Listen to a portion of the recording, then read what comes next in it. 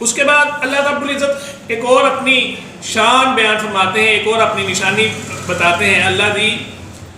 اللہ دی وہ رب جعلا جس نے بنایا لکم تمہارے لیے الارض زمین کو، اللہ دی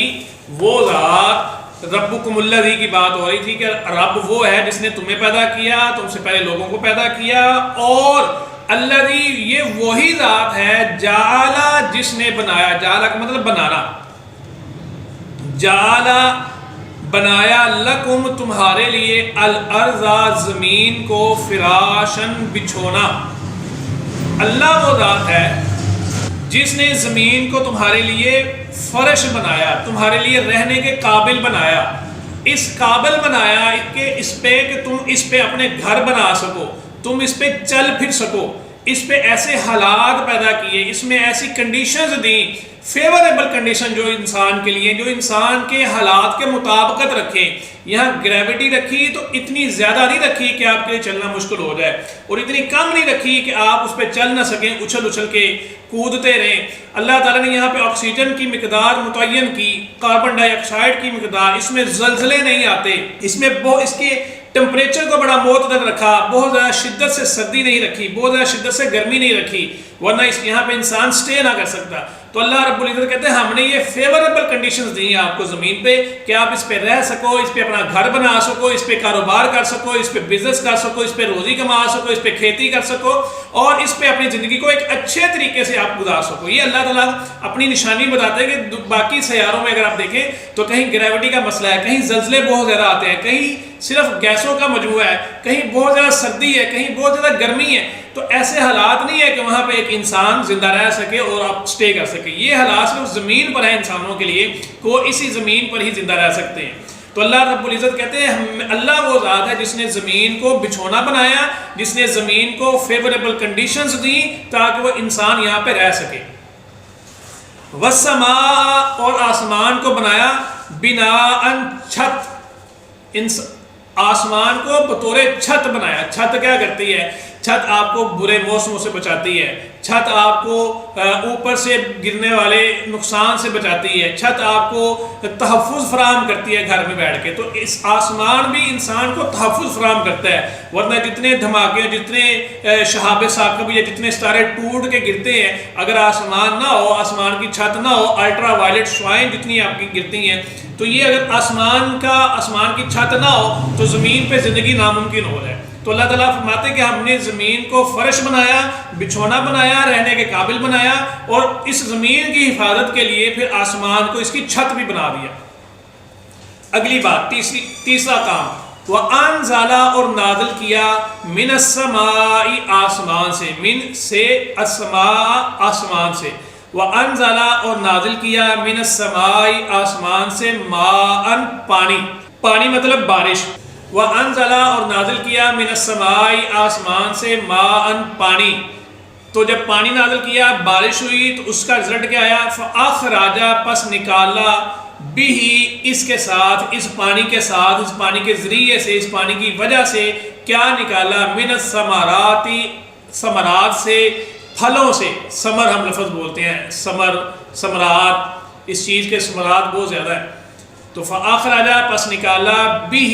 اس پانی کی وجہ سے، اس پانی کے ذریعے سے، مِنَ الثَّمَرَاتِ پھلوں کے ذریعے سے، پھلوں کے طریقے سے، رِزْقًا رزق، خوراک، لَكُمْ تمہارے لیے۔ آپ ذرا غور کریں کہ انسان کی جتنی بھی خوراک ہے، جس طرح کی بھی خوراک ہے، اس کا ڈائریکٹ یا انڈائریکٹ تعلق، براہ راست یا بالواسطہ تعلق زمین کے ساتھ جا جڑتا ہے۔ چاہے وہ پھلوں کی صورت میں ہو، چاہے وہ اناج کی صورت میں ہو، چاہے وہ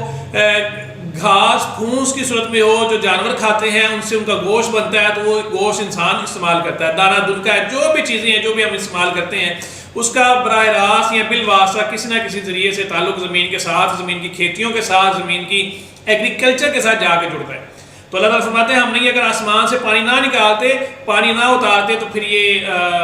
آپ کو فصلیں نہ ملتی، آپ کی ایگریکلچر پروموٹ نہ ہوتی، تو آپ کچھ کھا بھی نہیں سکتے تھے۔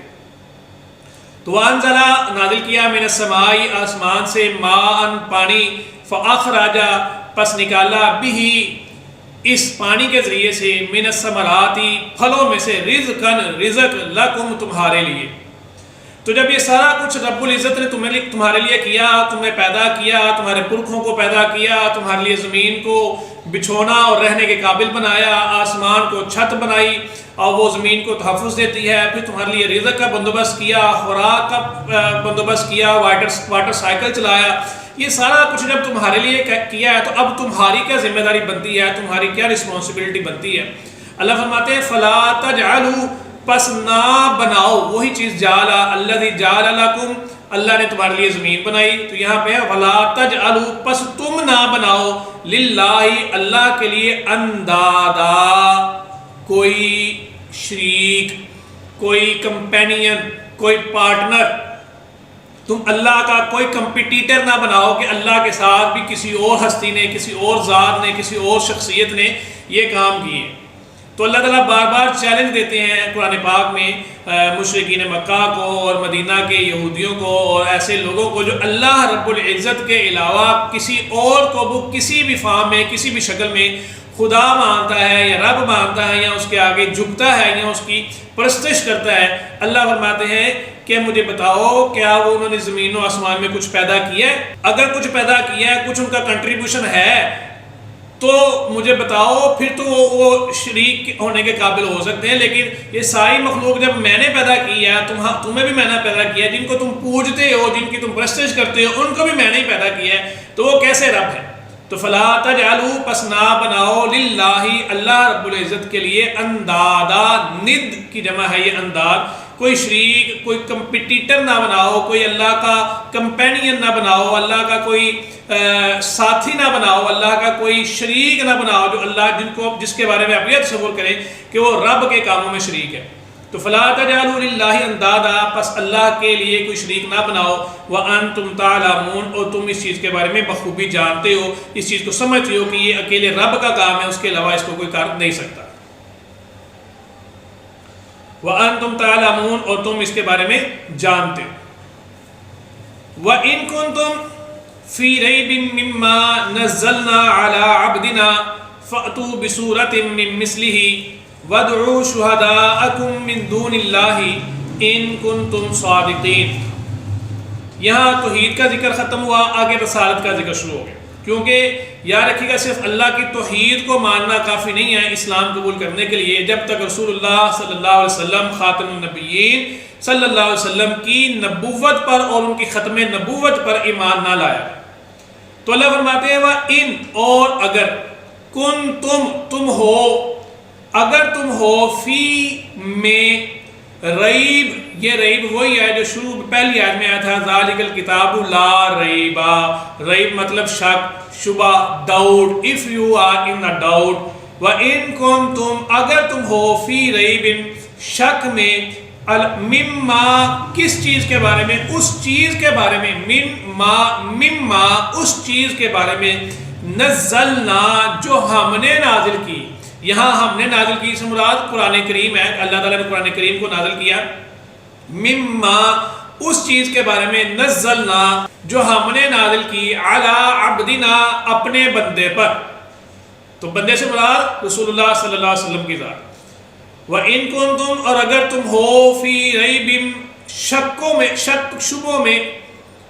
فی ریب شک و شبہ میں، مما اس چیز کے بارے میں نزلنا جو ہم نے نازل کی علی عبدنا اپنے بندے پر. علی پر عبدی بندے نہ ہمارے، علی عبدنا اپنے بندے پہ جو ہم نے نازل کی ہے. اگر تمہیں لگتا ہے کہ یہ چیز جھوٹی ہے، یہ چیز رسول اللہ صلی اللہ علیہ وسلم پر اللہ کی طرف سے وحی نہیں آئی، تو جاؤ تمہارے لیے چیلنج ہے. فَأْتُوا پس لے آؤ بِسُورَةٍ کوئی ایک صورت مِن مِثْلِهِ اس جیسی، قرآن پاک جیسی کوئی ایک صورت لے آؤ. عرب بہت بڑے خطباء تھے، خطیب تھے، شاعر تھے، اور ان کو اپنی زبان دانی پر بہت بڑا ناز تھا. اتنا ناز تھا، اتنا فخر تھا کہ وہ اپنے علاوہ باقی تمام دنیا کو اجمی کہتے تھے. اجمی کا مطلب ہوتا ہے گونگا، یعنی یہ لوگ گونگے ہیں، یہ ان میں زبان دانی کی صلاحیت نہیں ہے، یہ لوگ الیبوریٹو نہیں ہیں. یہ لوگ الیبوریٹو نہیں ہیں، اپنے چیز کو بیان نہیں کر سکتے، فصیح نہیں ہیں،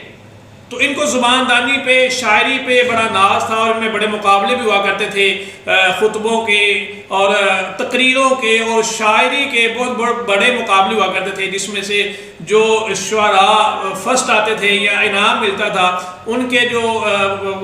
کلام ہے ان کو خانہ کعبہ کی دیواروں پہ لٹکایا جاتا تھا بطور تکریم اور بطور اعزاز۔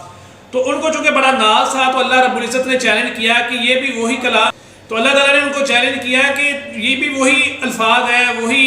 زبان ہے، تو تمہیں شاعری پہ بڑا اپنا ناز ہے، اپنے خطبوں پہ بڑا ناز ہے، اپنی تقریروں پہ بڑا ناز ہے، تو جاؤ، تمہیں پھر چیلنج ہے، اگر تم میں ہمت ہے، اگر تم میں صلاحیت ہے، تو جاؤ اس قرآن کے کسی ایک صورت کے مثال کو یہ لے۔ قرآن پاک کی سب سے چھوٹی صورت اِنَّا أَعْطَيْنَاكَ الْكَوْثَرَ، سورۃ کوثر سب سے چھوٹی صورت ہے۔ اللہ تعالیٰ کا چیلنج رہا کہ جاؤ اس چھوٹی سی صورت جیسی ہی کوئی صورت بنا لا۔ اگر تمہیں لگتا ہے کہ یہ قرآن اللہ کی طرف سے نہیں آیا، رب کی طرف سے نہیں آیا، اور رسول اللہ صلی اللہ علیہ وسلم خود سے گھڑتے ہیں، تو وہ بھی تمہارے قبیلے سے تعلق رکھتے ہیں، تم ساری زندگی 40 سال تمہارے پاس گزارے، تمہاری معیت میں گزارے، تمہاری نگرانی میں گزارے، تو جتنی کو زبان دانی صلاحیت تمہارے پاس ہے اتنی ہی رسول اللہ صلی اللہ علیہ وسلم کے پاس ہے، تو اللہ رب العزت کے اس کلام کے مقابلے میں تم بھی کوئی اپنا کلام لے آؤ، تو جاؤ، تمہیں چیلنج ہے۔ اور صرف تمہیں چیلنج نہیں ہے، صرف یہ نہیں ہے مسئلہ کہ تم خود لے آؤ، بلکہ آگے فرمایا وَادْعُوا شُهَدَاءَكُمْ، اور بلا لو، دعوت دے لو، شہداءکم، اپنے گواہوں کو، گواہ سے مطلب اپنے حمایتیوں کو، جس بندے کو بھی، جس قوم کو بھی، جس شاعر کو بھی تم بلانا چاہتے ہو، اپنے ساتھ بلا لو۔ یعنی یہ آپشن بھی تمہارے پاس کھلی ہے کہ تم صرف یہ عرب میں نہیں بلکہ عرب سے باہر بھی اگر کوئی بندہ ہے جس کے بارے میں تمہیں پتہ چلتا ہے کہ یہ بڑا زباندار ہے، بڑا اس کا فہم ہے، بڑا اس کا لٹریچر میں بڑا اس کا ٹیسٹ ہے، لٹریچر میں بڑا اس کا فہم ہے، تو جاؤ اس کو بلاؤ، اس کے ساتھ بیٹھو اور اس قرآن جیسی کوئی ایک چھوٹی سے چھوٹی صورت بھی بناؤ۔ اور پھر آگے اس کے بعد ایک اور جگہ اللہ تعالیٰ نے فرمایا کہ چلو صورت نہیں بنتی تو ایک چھوٹی سی آیت ہی بنا لو اس جیسی،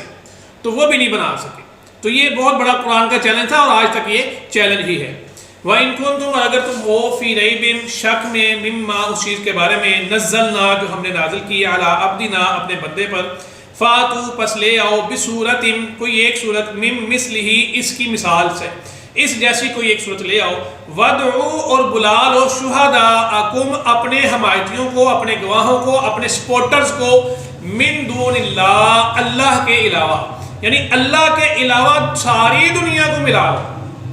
ایک اور جگہ سورہ بنی اسرائیل میں اللہ تعالیٰ فرماتے ہیں کُلَّ إِنِ اجْتَمَعَتِ الْجِنُّ وَالْإِنسُ،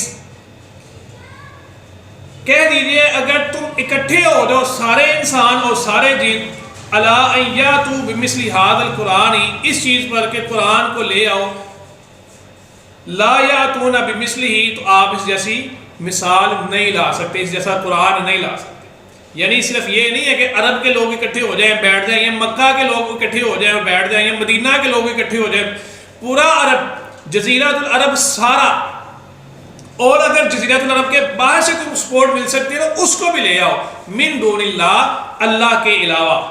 ساری دنیا مل جائے قرآن کی ایک صورت جیسی صورت بنا لے تو نہیں بنا سکتے۔ ان کنتم، اگر تم ہو، صادقین، سچے، اگر تم سچے ہو اپنے دعوے میں، اپنے دعوے میں تم لوگ سچے ہو، اپنی بات میں سچے ہو، اپنے اعلان میں سچے ہو، اپنے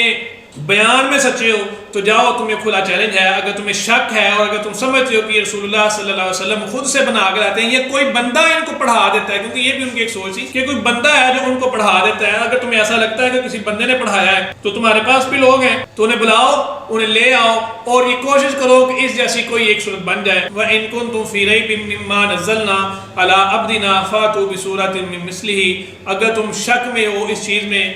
اس چیز کے بارے میں شک میں ہو جو ہم نے نازل کی اپنے بندے رسول اللہ صلی اللہ علیہ وسلم پر، فاتو بصورت من مثلہ، اس جیسی کوئی ایک صورت لے آؤ، وَادْعُوا شُهَدَاءَكُمْ، اور بلاؤ گواہوں کو، من دون اللہ،